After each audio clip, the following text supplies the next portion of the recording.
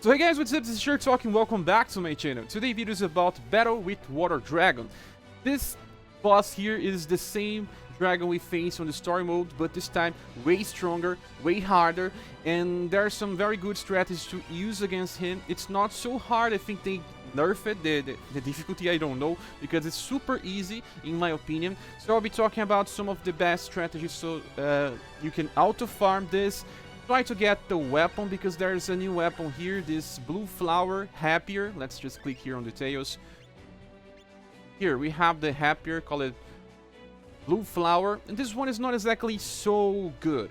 It's just a side grade to the current highest Happier that we can farm from story mode. But we have to farm this new event to get all the things from the shop, so it's good to farm the weapon on the same time. You can see that some of the items that you need to get from the shop cost this hair currency from the event. That's the same reason why you have to play this for a long while. The thief style pieces use the common, the accessory, the platinum tickets, the white gems. A lot of good things use the special currency from the event, even the silver piece. And now back to the event. Let's just click here on the last stage to check the strengths and weaknesses from Water Dragon.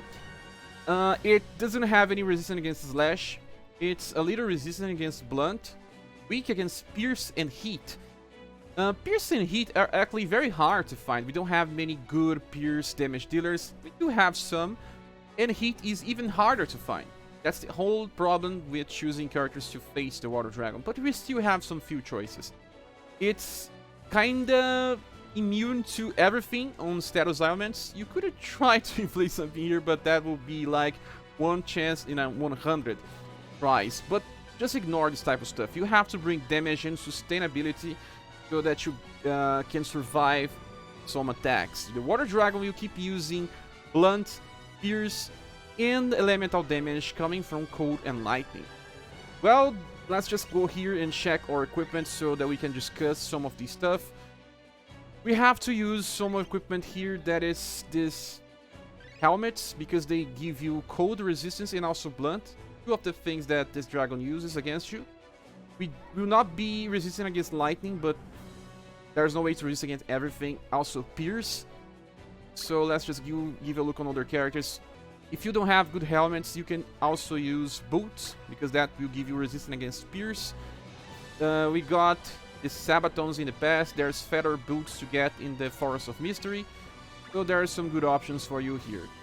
And for equipment, well, light armor is just fine, and then just use your robes, which are mages. Stardust robe is the best robe that you can get from Forest of Mystery as well. So let's just talk about my squad. I have Acelus, Cat, Fairy, Princess White Rose, and Sophia. And I'll have to explain my strategy here. Acelus is still the best intelligence debuffer in the game. Sometimes she fails because she doesn't have all that much intelligence, but it's usually enough to inflict intelligence debuff. Then we have Cat.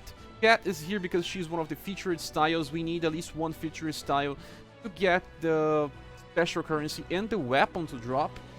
And not only that, but submission also helps. So standard Cat is my option. You can also use the Summer Cat if you summon it for her. Doesn't really matter. Or just Coppelia. Can be even as Coppelia because she's also featured. And Coppelia also has submission, so she will be very good here. And then there's Fairy. And why I'm using Fairy is because I'm using Speculation as formation. And Double Trick is super ultra strong. I already talked about Double Trick in her review. It's a skill that increases her own STR, so more and more damage, and she's kind of the best damage dealer in this squad.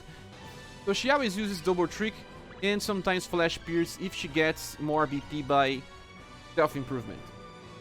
Then we have Princess White Rose for agility debuff because of Chocolate Ball, and emergency healing with Ray of Hope. Well, I think you only need one healer here, but I am using another healer in the buffer, that's Sophia. She's a backup healer in this formation, and mostly a debuffer.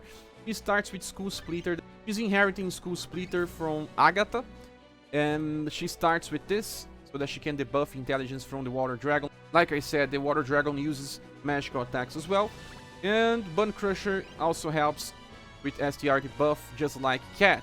Well, this is the formation. I never lose with this setup. It's super easy. We have speculation, like I said, Fairy gets a little more STR to deal more damage. Azelus is on the start of the formation because she gets more attacked. Azelus has a chance to negate damage, like evade. That's why she's on slot number 1. And then Cat and Fairy are on the middle, with Princess, White Rose, and Sophia in the backlines. Well, this formation works super fine. You can use other styles if you want, but the important thing here is to debuff intelligence and STR sometimes, so that the boss doesn't deal very high damage. Well, like I said, you can even choose a different character than Sophia here, because Princess White Rose is more than enough. That's it. Well, let's just try this formation here. Like I said, this formation is for auto farming, so that you can get the hair currency and the weapon. Farm the weapon if you want, but I will explain a little more about the weapon. I don't think it's so important to farm it. It's not exactly an upgrade to the current ScherBR we have. Well, now about the battle itself. We started with having a nerf, and then Cat used submission. Okay, double trick so that we get STR buff, Chocolate Ball to decrease agility, and Skull Splitter to decrease the intelligence on turn 1, because Azelus never starts with Mirage Step. And then Sophia will just switch to Bone Crusher and healing when needed. Very hard to use healing with Sophia because White Rose usually heal is enough. Unless like 2 of our characters get weak to very low HP, then you have a turn with 2 healings, but usually White Rose is the one that the game chooses because she's on the top of the formation. The character that's on below the formation will be the second one used for healing. And they only heal when one of them have very low HP. So after Azelus starts using Mirage Step, we'll be decreasing the intelligence from the boss to very low levels. And Fairy is just dealing very, very high damage here. For 6 BP, this is ultra incredible. Okay, submission. Did we ever use it healing so far? I wonder.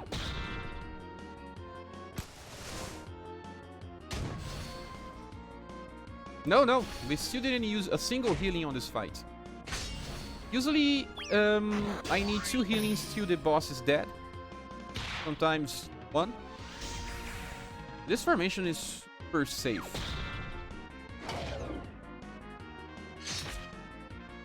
Yeah, this will be the first healing.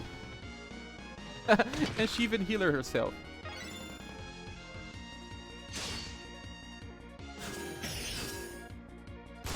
Yeah, we are very close to killing this boss now.